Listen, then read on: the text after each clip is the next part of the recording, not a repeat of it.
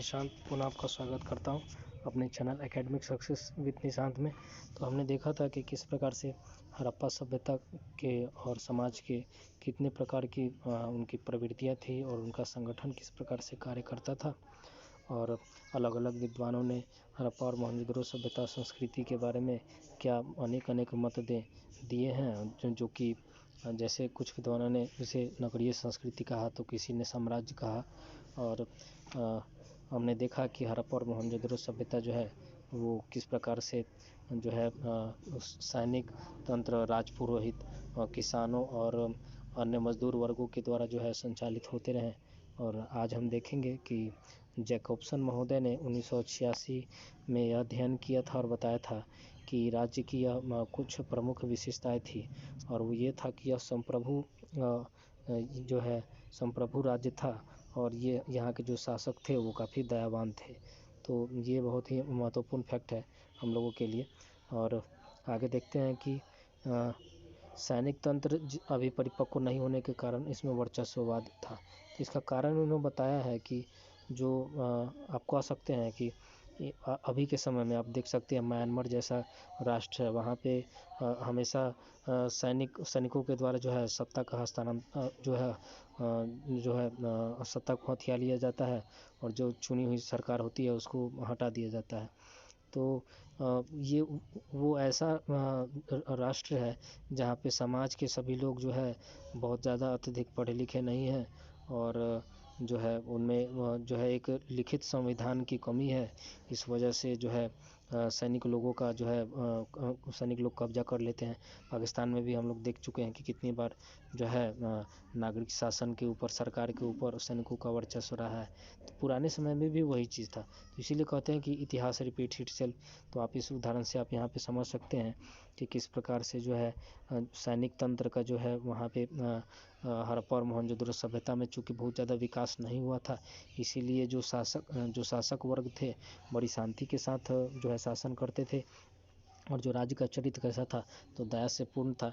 जाहिर सी बात है कि जहाँ समाज में वर्चस्व नहीं होगा दो वर्गों के बीच में, वहाँ शांति होगी और शांति होगी तो दया का जो है राजा लोग दया का भाव तो दिखाएंगे ही। तो इस तरह से देख सकते हैं कि हड़प्पा और मोहनजोदड़ो सभ्यता के लोग जो हैं वो राजा के बजाय परिषदों के द्वारा शासित होती थी। तो हमने इसकी चर्चा पहले भी किया कि एक व्यक्ति वहाँ पे शासक नहीं होता था बल्कि परिषद होती थी। मतलब एक आप कह सकते हैं अभी विधान परिषद के समान ही एक असेंबली हुआ करती थी, एक संगठन हुआ करता था, राजनीतिक विधायिका का संगठन, जिसे परिषद नाम दिया गया। और केनेवर ने क्या सुझाव दिया कि इसमें जो है अलग अलग तरह के लोग थे जो कि अलग अलग कार्यों पर नियंत्रण रखते थे, जैसे कि अभिजात वर्ग, व्यापारी, कर्मकांड विशेषज्ञ, ये सभी लोगों का जो है प्रतिनिधित्व इसमें होता था। तो अभी के समय में भी यही है। तो आप कह सकते हैं कि ये जो देन है कहीं ना कहीं हड़प्पाई सभ्यता की देन है कि परिषद का जो गठन होता है, विधायिका का जो गठन होता है, समाज के सभी अंगों को लोगों को उसमें प्रतिनिधित्व का मौका मिलता है। तो चाहे वो अभिजात वर्ग हो, व्यापारी हो, कर्मकांड विशेषज्ञ हो। तो कर्मकांड विशेषज्ञों को पुरोहित का ही दूसरा नाम दे दिया गया। आप पुरोहित न कहने के बजाय यहाँ कर्मकांड विशेषज्ञ कह रहे हैं। और ये आगे हम देखते हैं कि जमीन और मवेशी इत्यादि पर नियंत्रण रखने के उद्देश्य से जो है इस विधायिका का जो है इस जो है परिषद का जो है इस्तेमाल होता था। और केनेवर महोदय ने क्या कहा, तो ये नाम भी महत्वपूर्ण है हम लोगों के लिए। ये बड़ी सिंपल सा फैक्ट है कि केनेवर महोदय ने कहा कि जो है परिषद से शासन चलता था। अब इस एक लाइन से ही हम लोग सारी चीज़ों को याद रख सकते हैं कि परिषद से शासन। तो ये चीज़ों से हम कैसे याद रख सकते हैं कि परिषद से शासन, तो परिषद से शासन कहने का अर्थ है कि अभी के समय में जो हम लोगों का परिषद है, आप उसकी खूबियों को आप याद कीजिए कि अभी की खूबी में आपने बहुत बार पढ़ा होगा कि परिषद की खूबियाँ क्या है। तो केनेवर महोदय ने कहा कि परिषद जो है उस परिषद के द्वारा शासन होता था, परिषद के द्वारा शासन होता था। तो अलग अलग वर्गों का इसमें जो है प्रतिनिधित्व होता है, और जिसका मुख्य उद्देश्य होता है कि नियम कानून बनाया जाए और उसका इम्प्लीमेंटेशन जो है कार्यपालिका के ऊपर छोड़ दिया जाता है।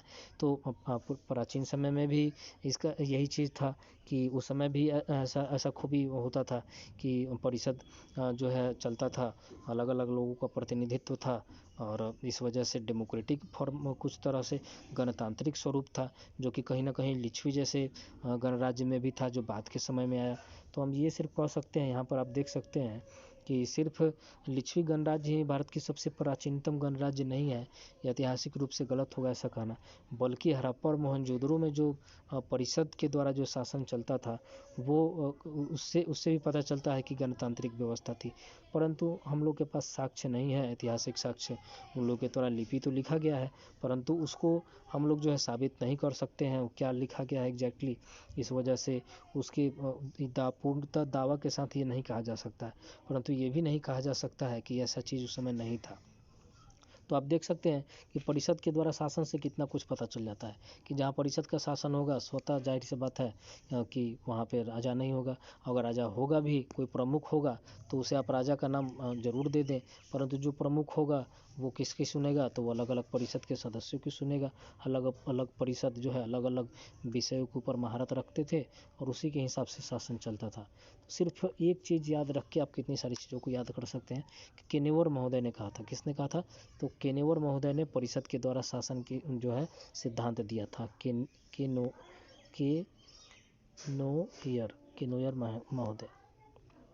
तो ये नाम भी महत्वपूर्ण है, आप ज़रूर याद रखें, क्योंकि एग्जामिनेशन के दृष्टिकोण से ये पूछा जा सकता है।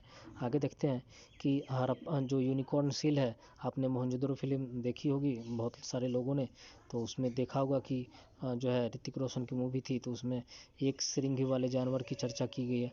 परंतु आप कह सकते हैं कि जो बायोलॉजिकल, जो जीव वैज्ञानिक तौर पे भारत में ऐसा कोई जीव के होने का प्रमाण नहीं मिला है। ये काल्पनिक जीव था। इतिहासकार के दृष्टिकोण से तो यही तर्कसंगत अभी तक है कि जो जीव उस समय था वो एक विलुप्त नहीं हो सकता है, वो जरूर कहीं ना कहीं जीवित रहा होगा। तो उसका उल्लेख है न सिर्फ भारत के इतिहास के, बल्कि भारत के आसपास के भूखंड में भी इसका प्रमाण नहीं मिलता है कि एक सींग वाला कोई जानवर होता था। तो इसीलिए आप कह सकते हैं कि मोहनजोदड़ो के लोगों ने इसे पवित्र मान के इसको जो है गढ़ दिया होगा, और इसीलिए जो है यूनिकॉर्न सील सिर्फ उसी के पास होते था जो अभिजात वर्ग से संबंधित था। तो आप देख सकते हैं कि जो बुस्टरफेदन लिपि होता था, वो किस प्रकार से चित्रों के रूप में जो है वो लोग अपनी लिपि का इस्तेमाल करते थे। तो लिपि अर्थात भाषा की सबसे छोटी इकाई, और वो छोटी सी इकाई कैसे बनी होती थी, तो वो जो है चित्रों की बनी होती थी। हर चित्र का एक अर्थ होता है। जैसे कि चीनी भाषा में हर एक जो है स्क्रिप्ट का, हर एक शब्द का एक अलग चित्र होता है, इसीलिए दुनिया की सबसे कठिनतम भाषा भी है। तो वो भाषा जो भारत, जैसे हिंदी हम लोग की वर्णमाला पे आधारित है, 26 वर्ण थी, सॉरी 48 वर्णमालाओं पे, कहीं कहीं पे 51 की भी संज्ञा दी गई है, और अंग्रेजी 26 वर्णमालाओं पे है। तो इस तरह का फिक्स रूल नहीं था पुराने समय में। इसीलिए जो भी बात हम लोग हड़प्पा और मोहनजोदड़ो सभ्यता के बारे में पढ़ रहे हैं, वो ज़्यादातर निष्कर्ष पर आधारित है, ठोस तर्कों पर आधारित है। उसको साबित करना बहुत ही कठिन है, परंतु फिर भी हम एग्जामिनेशन के दृष्टिकोण से हम लोग के लिए काफ़ी महत्वपूर्ण है। और हम लोग देख चुके हैं कि किस प्रकार से जो है सांड, हाथी, गैंडा और बाघ जैसे प्रचलित प्रतीक का इस्तेमाल जो है वो सिक्कों और मोहरों पर मिलता था। तो सिक्का तो इस समय नहीं था, परंतु मोहर था जिसे सील कहा जाता था।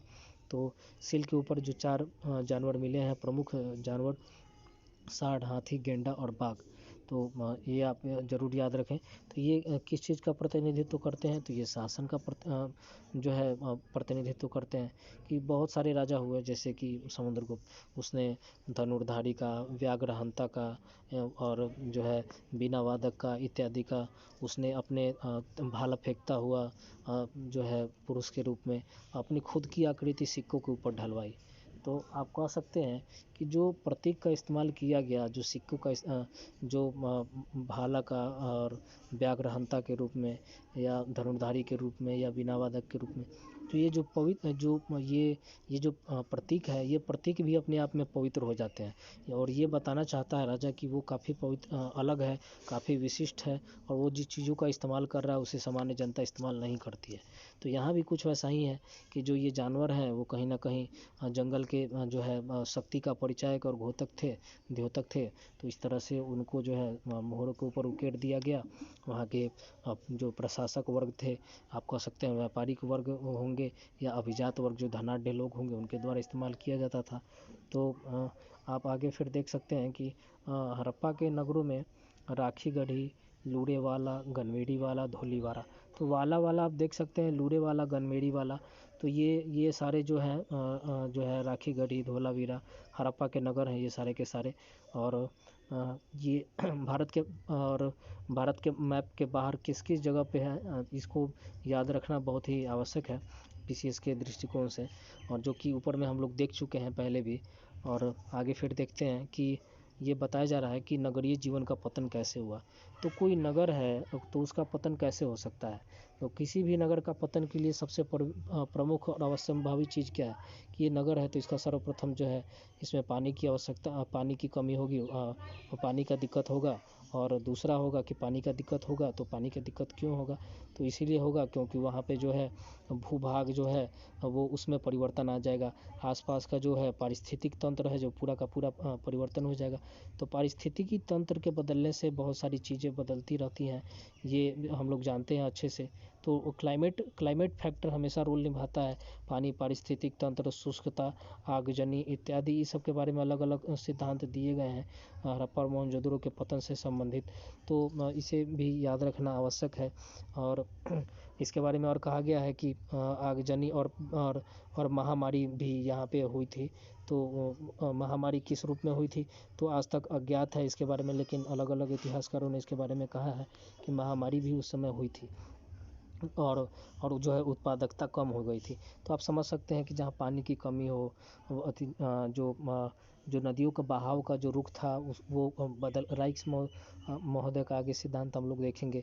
राइक्स महोदय ने कहा कि पारिस्थितिक तंत्र में सबसे बड़ा चीज़ होता है पानी का फैक्टर।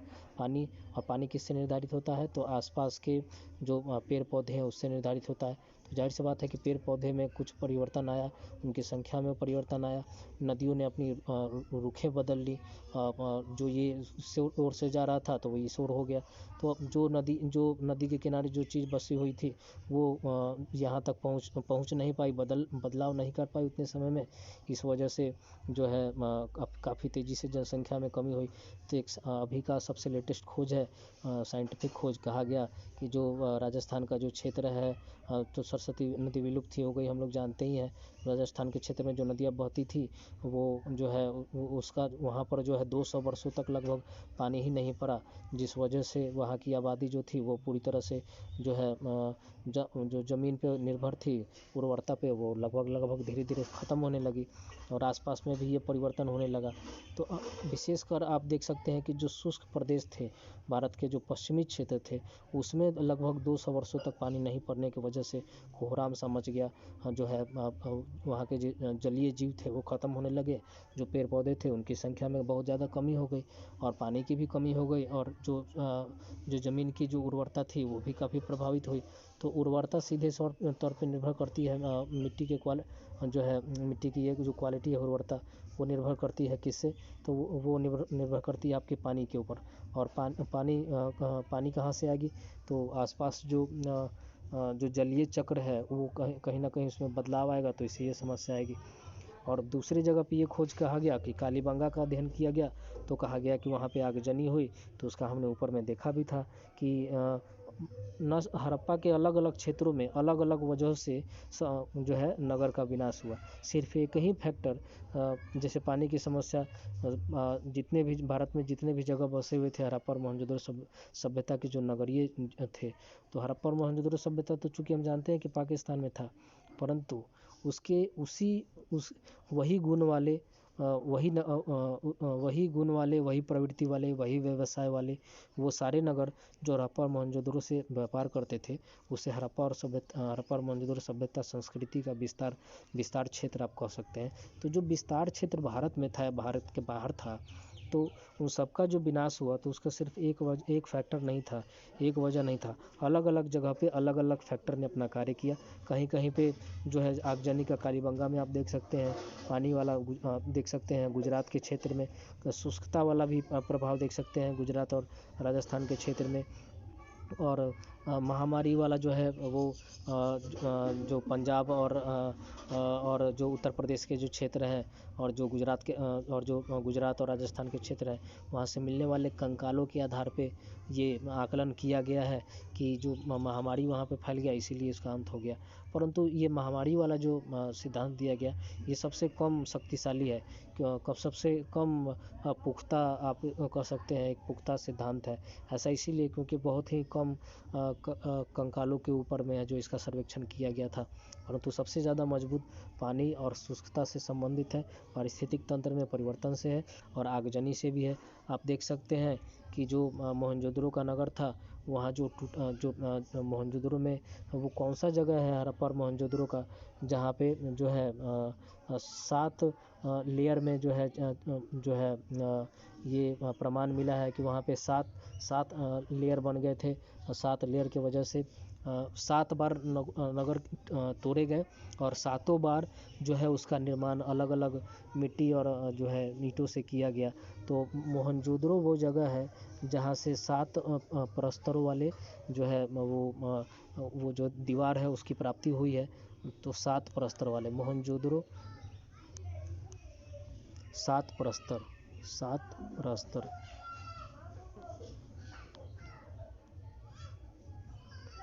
ये मोहनजोदड़ो से इसकी प्राप्ति हुई। तो खैर हम लोग के लिए सबसे ज़्यादा इम्पोर्टेंट फैक्ट है कि अलग अलग जगह पे जो है अलग अलग वजहों से हड़प्पा सभ्यता का अंत हुआ। और आगे जाके हम लोग फैक्ट देख सकते हैं कि मोहनजोदड़ो और धोलावीरा जैसे स्थानों पर क्रमिक पतन के तत्व दिखाई पड़ते हैं। तो कहीं कहीं पर तेज़ी से पतन हुआ, कहीं कहीं पर धीरे धीरे परिवर्तन हुआ। परंतु जो जगहों पर धीरे धीरे परिवर्तन हुआ और कालीबंगा और बनावली जैसे जो नगरों का अंत अचानक हो गया।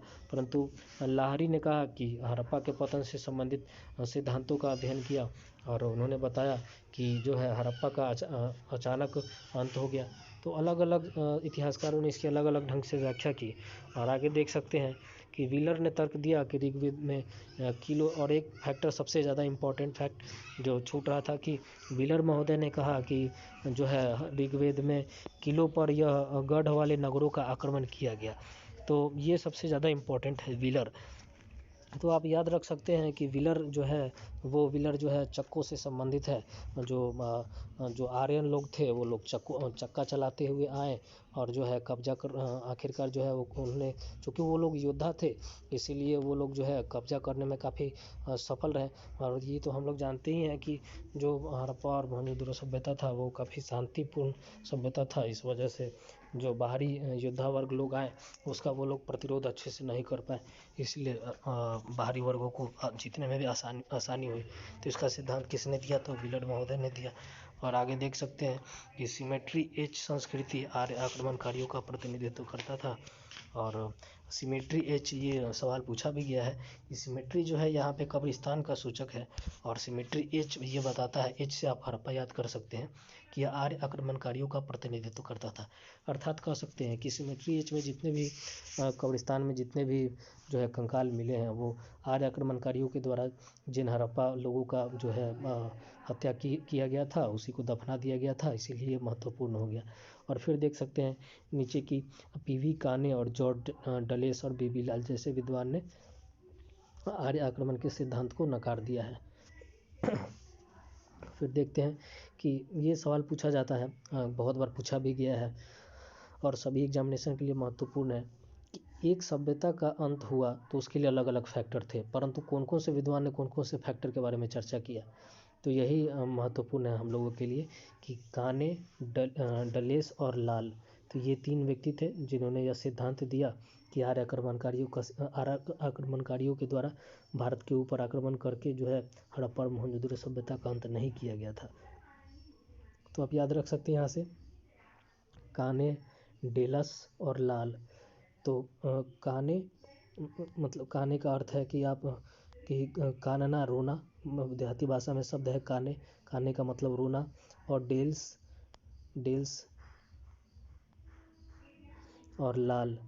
तो आप याद रख सकते हैं डेल्स और लाल। तो ये 3 विद्वानों ने कहा कि जो है वो रक्त रंजित, लाल से आप याद रख सकते हैं कि रक्त रंजित नहीं हुआ, और इसका सिद्धांत दिया। और डेल्स ने कहा, नकार दिया डेल्स ने, काने ने भी नकार दिया। और फिर आगे बढ़ते हैं, देखते हैं कि हड़प्पा सभ्यता के किसी भी स्थल से किसी अन्य सैन्य संघर्ष का, आक्रमण का अता पता नहीं चलता है। तो इन तीनों आदमी ने क्या कहा कि हड़प्पा सभ्यता का नहीं हुआ, अंत नहीं हुआ आर्य आक्रमणकारियों के द्वारा। और कहा कि कहीं भी सैन्य, तो ऐसा सिद्धांत उन्होंने क्यों दिया? तो उन्होंने कहा कि कहीं भी जो है सैन्य संघर्ष या आक्रमण का जो है प्रमाण नहीं मिलता है। इसीलिए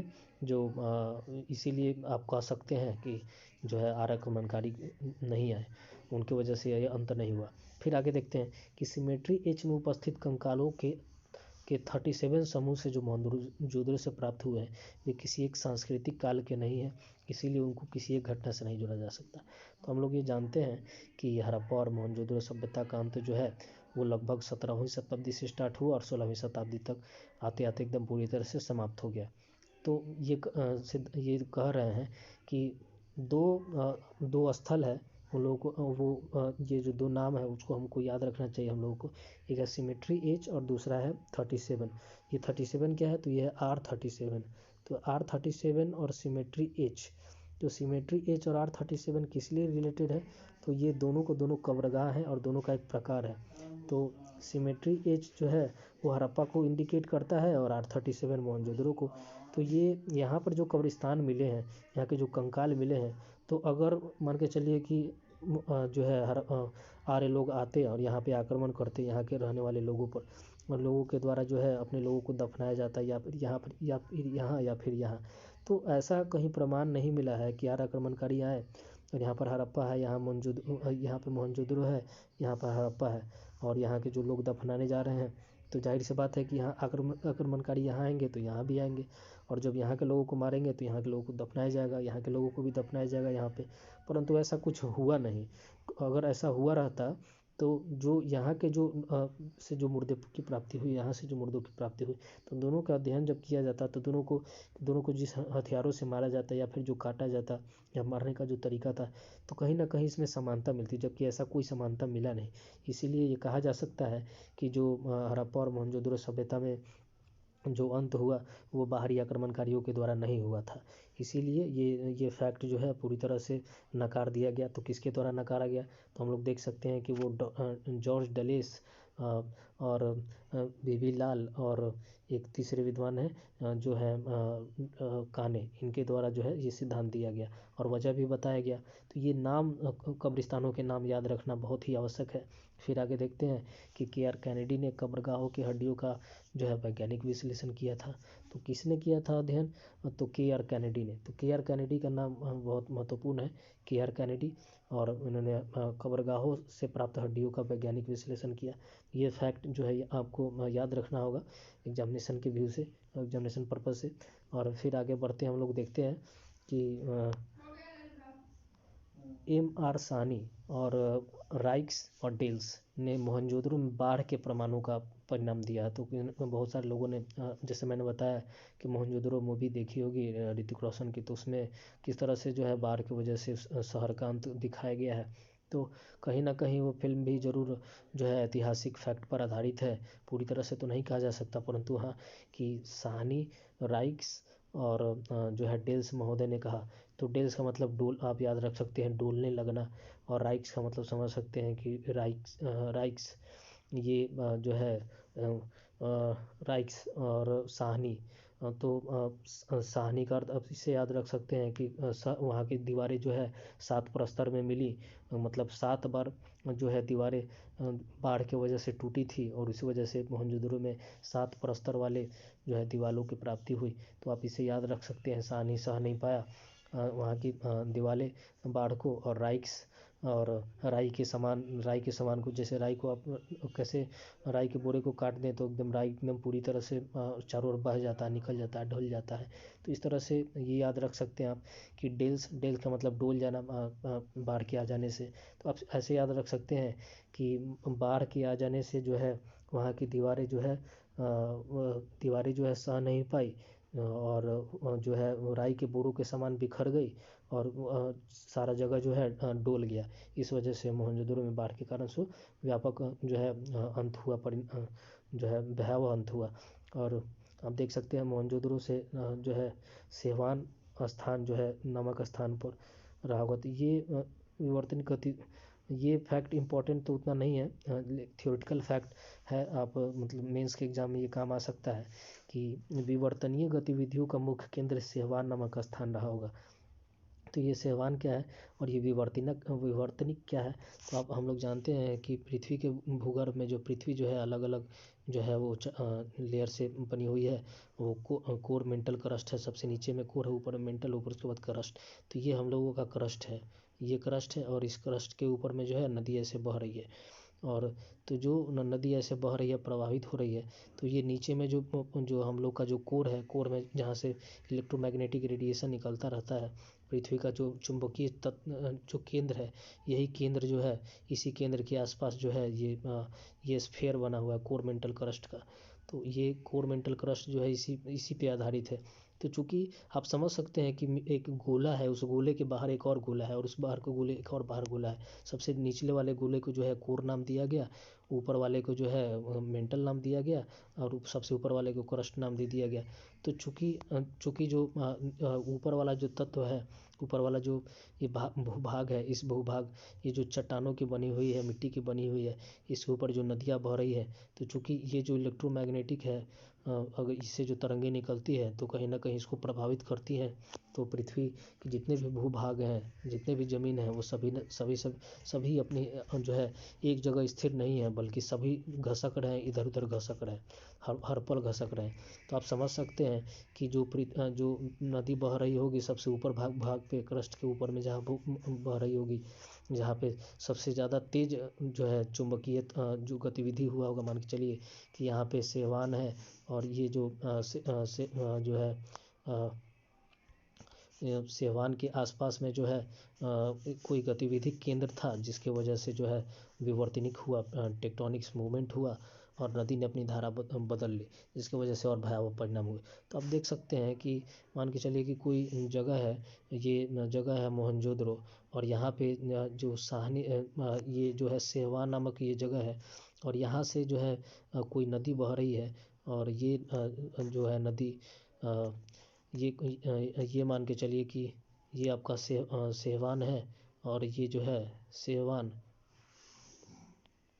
और ये मोहनजोदड़ो है, और यहाँ से कोई नदी बह रही है, ऐसे होकर गुजर के जा रही है, दोनों को छूते हुए। तो आप देख सकते हैं कि जो टेक्टोनिक मूवमेंट है यहाँ पे, अगर इसको प्रभावित करती है, तो कहीं ना कहीं ये जो यहाँ इसके नीचे जो ये जो हम लोग का क्रस्ट है, ये क्रस्ट जो है ये थोड़ा सा घसक रहा है, तो और नीचे आ जाता है। तो ये नदी जो ऊपर टच करके जा रही थी, वो थोड़ा सा अपना रास्ता बदल लेती है। तो आप समझ सकते हैं कि अगर रास्ता बदल ले तो शुष्कता आ जाएगी, परंतु यही भूभाग जो नीचे की तरफ दबने के बजाय अगर ये और थोड़ा सा ऊंचा उठ जाता है, तो ये नदी ऐसे होके जाएगी, ऐसे होके जाने लगी। तो जो यहाँ पे आबादी बसी हुई थी, वो जाहिर सी बात है समाप्त हो जाएगी। और थोड़ा सा और ज़्यादा परिवर्तन होगा तो ये धीरे धीरे ये थोड़ा सा धीरे उठेगा, तो ये नदी जो ऐसे बह रही थी वो ऐसे बहने लगेगी। तो इसके अंदर में जितना है वो सब अंत हो जाएगा। तो देख सकते हैं कि आज के आधुनिक पाकिस्तान में मोहनजोदड़ो सभ्यता और संस्कृति संबंधी, चाहे वो चन्हू दरो हो, झूकर दरो हो, या अन्य जो है लम्होर दरो हो, या फिर अन्य जगह हो, वो सभी के सभी पानी के नीचे डूब चुकी हैं। इस वजह से हड़प्पा सभ्यता संस्कृति संबंधित जो है ऐतिहासिक प्रमाण हम लोग को मिल नहीं पाया है। और यही नदी जब राजस्थान से होकर गुजरती है, तो आप देख सकते हैं कि घग्गर नदी का जो है गुजरात में, सॉरी, राजस्थान में जब आती है, तो यहाँ पर घग्गर नदी जो होती है, उस घग्गर नदी बहुत ज़्यादा प्रभावित होती है। और जो है जिसके वजह से जो है वहाँ पे शुष्कता आ जाती है, सूखापन हो जाता है, जिसकी वजह से वहाँ की ज़मीन जो है उत्पादकता खो देती है, और वहाँ के जितने भी लोग हैं वो सारे के सारे मारे जाते हैं।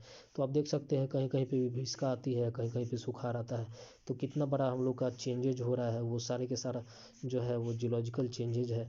तो इस तरह से चीज़ों का अंत होता है। तो कह सकते हैं कि हड़प्पा और मोहनजोदड़ो सभ्यता का अंत के पीछे कोई एक फैक्टर नहीं था, बल्कि बहुत सारे फैक्ट थे। तो इस तरह से चीज़ों को देखना चाहिए। फिर आगे बढ़ते हैं और देखते हैं कि जो है एच टी लैम्ब्रिक ने यह सिद्धांत दिया कि मोहनजोदड़ो को छोड़कर सिंधु नदी ने अपने प्रवाह की धारा बदल ली।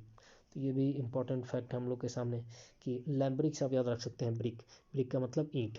और ये ईंट, ईंट से आप याद रखें, ईंट ने क्या कहा, ईंट ने सिद्धांत दिया, ईंट ने कहा कि मोहनजोदड़ो को छोड़कर सिंध नदी ने अपने प्रवाह की धारा बदल ली। तो जैसा हम लोगों ने ऊपर में अध्ययन किया कि मोहनजोदड़ो के नीचे, मोहनजोदड़ो से जो गुजर के जो नदी गुजरती थी उसका नाम क्या था, तो सिंधु नदी थी। और उसने अपनी धारा बदल ली, कुछ और दूर चली गई, जिसकी वजह से भूगर्भीय कारण की वजह से घटी, और यह संयोगवश भी था। तो ये कहते हैं कि बाढ़ नहीं था, बल्कि वहाँ पर जो है नदी और थोड़ा दूर चली गई, इसके लिए शुष्कता आ गया। तो इन्होंने ये सिद्धांत दिया, जो बहुत ज़्यादा मजबूत नहीं है। कुछ क्षेत्र जो है जहाँ पे शुष्कता आ गया, और कुछ क्षेत्र ऐसा था जो बाढ़ की वजह से अंत हुआ। उसका प्रमाण भी अभी हम सारा देख सकते हैं। अभी चर्चा हम लोगों ने किया है कि बाढ़ के वजह से जो आज सारे के सारे जो है मोहनजोदड़ो केंद्र जो है जहाँ हड़प्पा बसा हुआ था, वो सब के समय नदी के नीचे है। तो कह सकते हैं कि ज़रूर बाढ़ आया होगा, और कुछ क्षेत्रों में जो है वहाँ पे जो है शुष्कता रही होगी, नदी ने अपनी धारा बदल ली। तो मोहनजोदड़ो चूँकि एक जगह स्थिर था, स्थिर तो नहीं था, मोहनजोदड़ो के अन्य सांस्कृतिक केंद्र भी थे। तो आप ये कन्फ्यूजन ना रखें कि ये अगर मोहनजोदड़ो है जो कि आज के आधुनिक पाकिस्तान में है, तो ये मोहनजोदड़ो के अन्य जो है अन्य भी सांस्कृतिक केंद्र थे। तो सांस्कृतिक केंद्र कहने का अर्थ ये है कि जो अन्य छोटे छोटे जो उसके आसपास, इसके आसपास जो कोई छोटे छोटे शहर बसे हुए थे, वो इसका संबंध इससे था। और यहाँ के आने वाले जो जो लोग थे, आते जाते रहते थे, तो इससे ज़्यादा काफ़ी प्रभावित होते थे। चाहे वो रहन सहन हो, खान पान हो, या फिर बोल चाल हो, भाषा हो, या फिर पहनावा हो, या फिर धन का जो है शेयरिंग हो। तो आप कह सकते हैं कि ये जो छोटे छोटे जगह बसे हुए हैं इसके आसपास, वो कहीं ना कहीं जो है मोहनजोदड़ो पर ही आधारित है पूरी तरह। आप अपने आसपास से आप देख सकते हैं कि किस तरह से कोई महानगर है, जैसे मुंबई हुआ, दिल्ली हुआ, तो कलकत्ता, हैदराबाद, तो इस सब के आसपास जो छोटे छोटे राज्य हैं, गाँव, छोटे छोटे गाँव हैं या छोटे छोटे शहर हैं, तो कहीं ना कहीं जो फैशन होता है, जो पहनावा और तौर तरीका होता है, तो वो पहले जो बड़े से हमारा जो शहर है उससे प्रभावित होते हुए छोटे छोटे जगहों तक चला जाता है। तो ये जो शेयरिंग है, जो कल्चरल चेंजेज, एक्सचेंजेज है, जो मेजर सिटी और स्मॉलर सिटीज़ के बीच में होता है, वो सिर्फ अभी के समय नहीं बल्कि पहले भी होता था। तो यही हम लोगों के लिए महत्वपूर्ण है कि जो है हड़प्पा और मोहनजोदड़ो सभ्यता के समय भी ऐसा समस्या रहा होगा। और मोहनजोदड़ो संस्कृति का अंत, मोहनजोदड़ो संस्कृति से संबंधित जितने छोटे छोटे जगह रहे होंगे, वो सिर्फ बाढ़ की वजह से नहीं बल्कि शुष्कता की वजह से भी समाप्त हुए होंगे। तो ये बहुत ही महत्वपूर्ण है। और एक और विद्वान है जिसकी चर्चा हम लोगों ने पहले भी की है कि घर को प्राप्त होने वाला जल स्रोत काफ़ी कम हो गया था। इसकी चर्चा हम लोगों ने पहले भी किया है। और M.R. मुगल ने अपने अध्ययन में क्या दर्शाया है कि पुरातात्विक स्थल काफ़ी कम होने लगे हैं यहाँ पे, क्योंकि भूगर्भीय घटनाएं घटने लगी, तो जो स्थल थे, जो सांस्कृतिक केंद्र थे, वो भी काफ़ी तेज़ी से ख़त्म होने लगे, समाप्त होने लगे। तो M.R. मुगल ने यही बताने का प्रयास किया। और यहाँ पे देख सकते हैं गुरदीप सिंह ने सुझाव दिया कि हड़प्पा सभ्यता शुष्कता से संबंधित है। तो ये इम्पोर्टेंट फैक्ट है हम लोगों के लिए कि किस विद्वान ने कहा कि जो है हड़प्पा सभ्यता का अंत शुष्क जलवायु की वजह से हुआ। शुष्क मतलब सूखापन की वजह से। तो ये कहा था गुरदीप सिंह ने। और लून करनसार झील में शुष्क स्थिति का आगमन का जो है हड़प्पा सभ्यता के विकास से पहले हो चुका था। इस प्रकार जलवायु और वातावरण में होने वाले परिवर्तन क्या हड़प्पा के सीधे पतन, इसकी पुष्टि नहीं की जा सकती है। तो जो है आप कह सकते हैं कि इस बात का पूरी तरह से साक्ष्य नहीं मिला है कि जो है गुरदीप सिंह ने जो कहा है वो पूरी तरह से सही है कि शुष्क जलवायु की वजह से इसका जो है अंत हुआ। क्योंकि हम जानते हैं कि लूनकरनसार झील जो है, ये इसका अध्ययन हम लोगों ने पहले भी कर लिया था, और इसका अध्ययन हम लोग नवपाषाण काल में भी कर चुके हैं। तो इस झील के ताम्रपाषाण काल के किस आसपास में इसका जो है विकास हुआ था लूनकरनसार का। और हड़प्पा संस्कृति का विकास यहाँ पे बाद में हुआ था। तो ये कह नहीं सकते हैं कि लूनकरनसार झील चूँकि बहुत पहले सूख चुका था और हड़प्पा संस्कृति काफ़ी बाद में आई, तो दोनों के बीच में कोई संबंध भी है। तो इस तरह से ये चीज़ भी खारिज हो जाती है, उतनी महत्वपूर्ण नहीं है। और रत्नागर ने एक सिद्धांत दिया, और क्या बताया, तो श्री रत्नागर के द्वारा सिद्धांत दिया गया, रत्न आगर। रत्न से आप याद रख सकते हैं।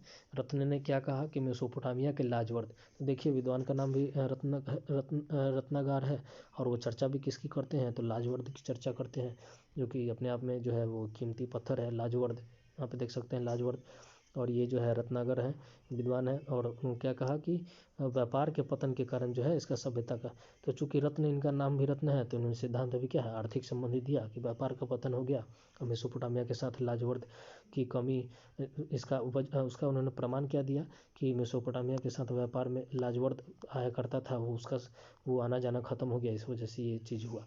तो आप कह सकते हैं कि किस प्रकार से जो है लाजवर्दों की के आधार पर ही इन्होंने पूरा सिद्धांत दे दिया, जो कि अपने आप में पूरी तरह से सही भी नहीं है। और उत्तर हड़प्पा चरण का महत्व यहाँ पे देख सकते हैं कि उत्तर हड़प्पा सभ्यता को झुकर संस्कृति के नाम से जानते हैं। तो आप याद रख सकते हैं ऐसे कि जो आदमी बूढ़ा हो जाता है तो वो झुक जाता है, तो जब झुक के चलने लगता है तो उसको झुकर संस्कृति यहाँ से जुड़ गया। और ये किससे जुड़ा हुआ है, तो आप देख सकते हैं झुकर, चन्हू, दरो, आमरी, ये सारे के सारे जो है मोहनजोदड़ो हड़प्पा सब संस्कृति से जुड़े हुए हैं। और देखते हैं आगे कि किस प्रकार से जो है वो मोहरों के स्वरूप में परिवर्तन आने लगा। तो उत्तर हड़प्पा सभ्यता कब आया, तो हम लोग जानते हैं कि प्रारंभ जो है वो 2600 ईसा पूर्व में हुआ था, और अंत कब हुआ था, तो अंत हुआ था 1600 BC के आसपास। तो आप देख सकते हैं कि किस तरह से 1000 साल का अंतर है, और इन 1000 सालों में कितना बड़ा परिवर्तन आया होगा। तो अब ये कह रहा है कि हम लोगों ने पहले भी देखा है कि हड़प्पा सभ्यता 3 भागों में बटी हुई थी, शुरुआती, मध्य, और जिसे परिपक्व कहा गया, और उत्तरार्ध, जिसे जो कि उत्तरार्ध को जैसे झुकर नाम दिया गया। उत्तरार्ध की श्रेणी में कौन आता है, तो झुकर संस्कृति। तो लगभग 1800 या 1900 के आसपास में आते आते यहाँ के जो है मोहर थे, उसके जो है स्वरूप में बहुत बड़ा परिवर्तन देखने को मिलता है। और घनाकार बटखरों की संख्या कम होने लगी। तो घनाकार का मतलब कि ये घन का अर्थ, और इस तरह से घन के रूप में जो है मैथमेटिकल टर्म आप लोग जानते ही होंगे घन किसे कहते हैं। तो लिपि का प्रयोग मृत भांड तक सीमित हो गया।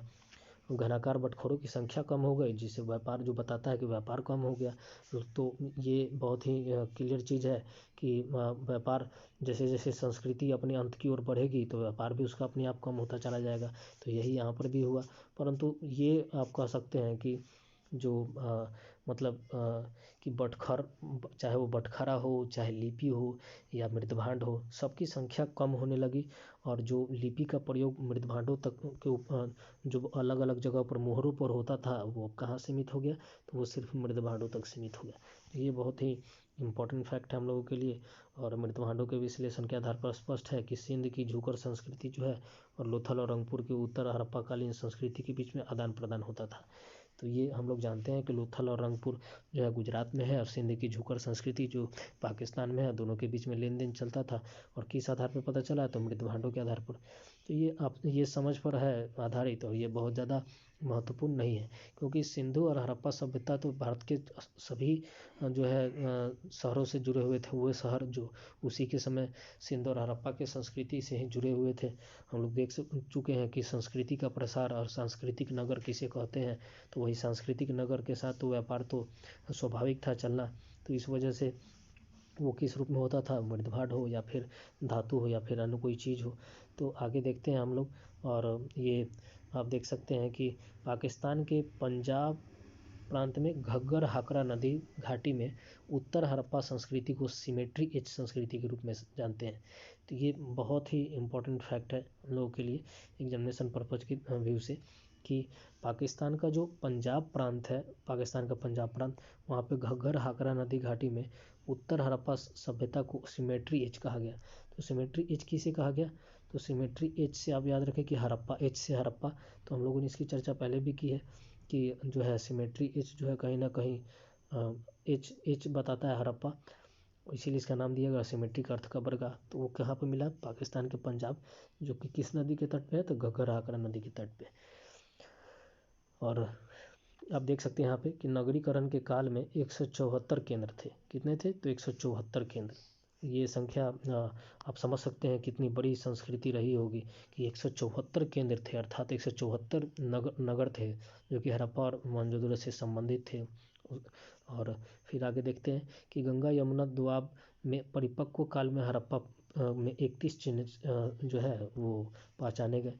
तो आप कह सकते हैं कि जैसे जैसे हड़प्पा संस्कृति जो है पूरब की ओर विस्तार करके भारत में आई, जो कि अभी के समय में उत्तर प्रदेश की हिंडन नदी पर जैसे चर्चा किया मैंने, आलमगीरपुर जैसे जगह पे, तो यहाँ पे उनकी संख्या जो है जो नगरों की संख्या है वो संख्या बढ़कर 130 हो गई। वहीं यहाँ पे देख सकते हैं परिपक्व हड़प्पा काल में 31 चिन्हित किए गए।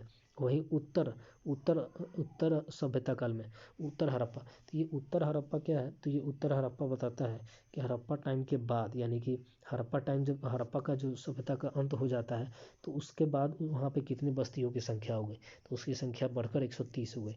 तो ये संख्या क्या बताती है, ये संख्या यही बताती है कि बाहर से कोई लोग आए, हड़प्पा सभ्यता के अंत के बाद वो लोग वहाँ पे बस गए, और इतनी ज़्यादा बसे जो कि पहले वहाँ पे कभी था नहीं, वहाँ पे 31 स्थल ही थे और वहाँ पे बढ़कर 130 हो गया।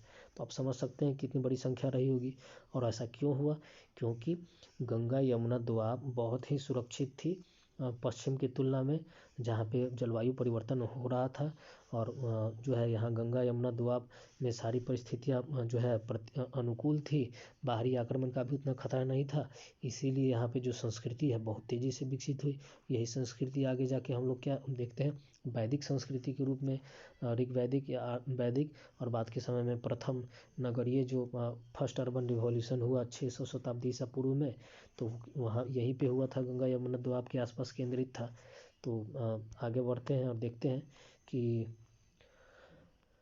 सौराष्ट्र का क्षेत्र यहाँ बताया जा रहा है कि कृषि का जो है विविधीकरण अत्यंत आकर्षक कहा जा सकता है। ये कह सकते हैं कि बस्तियों का क्षेत्र छोटा था और पानी की चूँकि संख्या कम होने लगी, पानी की मात्रा कम होने लगी, इसीलिए कृषि में भी विस्तार आया, कृषि ज़्यादा उत्पादकता आने लगी, कृषि में विविधीकरण, अलग अलग तरह के अनाज बोए जाने लगे, और ये परिपक्व हड़प्पा काल में 18 बस्तियों की संख्या बढ़कर 120 हो गई।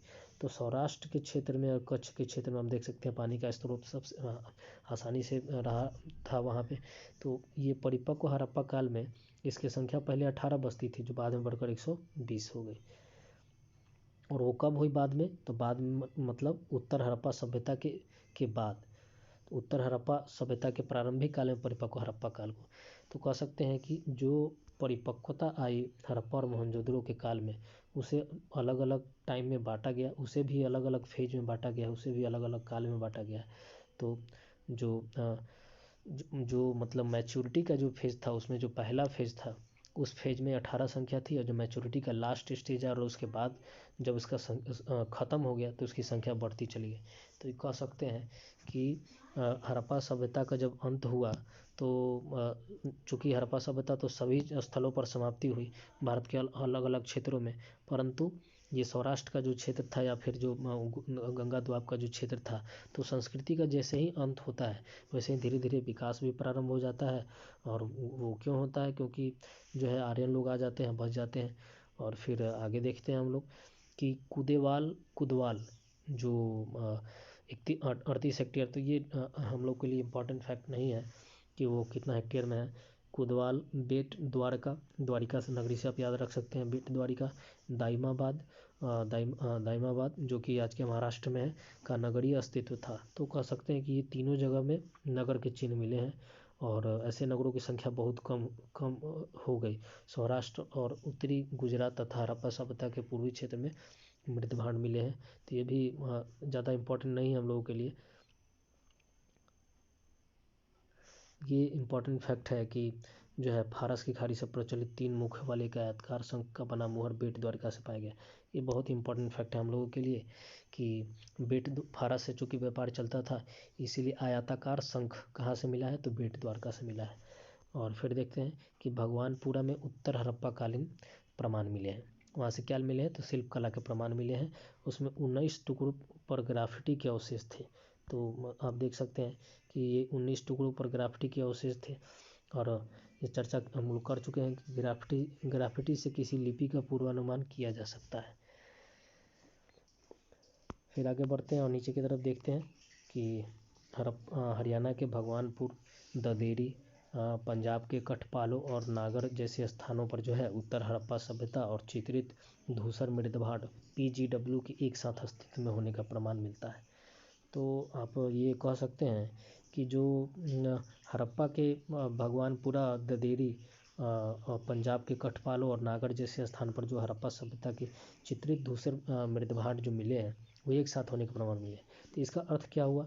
तो इसका अर्थ यही हुआ कि जो पंजाब का जो क्षेत्र था और हरियाणा का जो क्षेत्र था, जो कि भगवानपुरा में है स्थित, तो वहाँ से यही पता चला कि ये जो PGW यानी कि चित्रित धूसर यानी चित्र किया हुआ धूसर यानी मिट्टी का ये धूसर किस चीज़ को इंगित करता है, जिसे मैं अभी फ़िलहाल नहीं समझा पा रहा हूँ, आपको मुझे खुद देखना होगा। ये चित्रित धूसर मृदभांड ये बोलता है कि धूसर भी एक रंग है, पेंटेड ग्रे वेयर्स, इसकी इंग्लिश में यही मतलब है। पेंटेड का मतलब है कि पेंट किया गया, और ग्रे का अर्थ है कि ये धूसर रंग का है।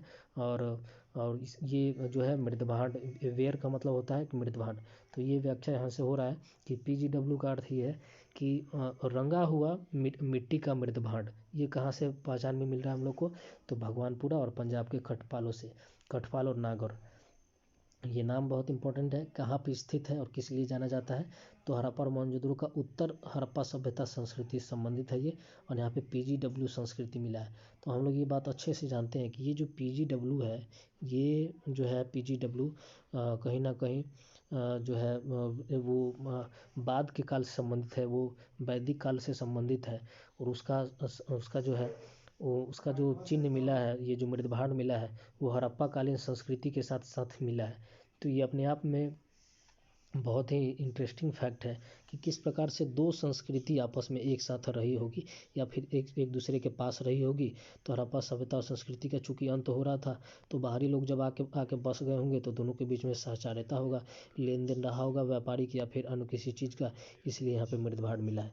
तो ये भी अपने आप में बहुत ज़्यादा जो है आश्चर्यचकित करने वाला चीज़ नहीं है कि जो एक सभ्यता का अंत हो रहा था, उसके आसपास कोई और सभ्यता आ गई थी और बाहर से, और यहाँ पे रहने लगी थी या फिर यहाँ रहने लगी होगी, तो दोनों के बीच में एक्सचेंज चलता होगा, जिसकी वजह से ये PGW जो है वेयर हम लोग को देखने के लिए मिलता है।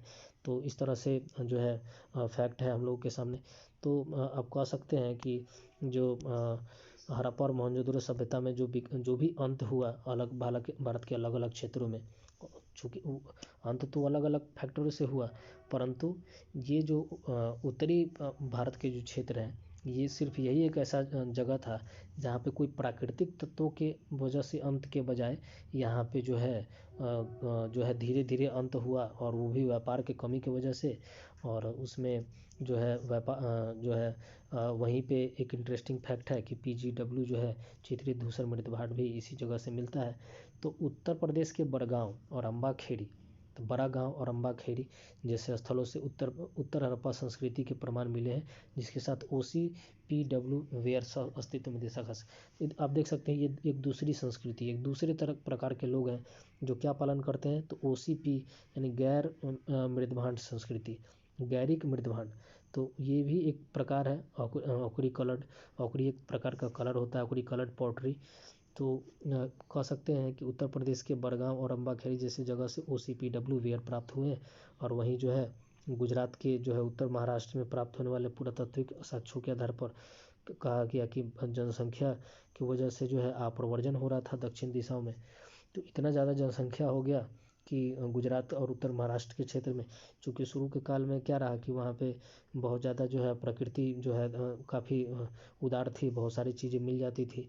तो इस वजह से जनसंख्या काफ़ी तेज़ी से बढ़ा, परंतु इतना ज़्यादा तेज़ हो गया कि उन लोगों को जो है दक्षिण की ओर जो है माइग्रेट करना पड़ा।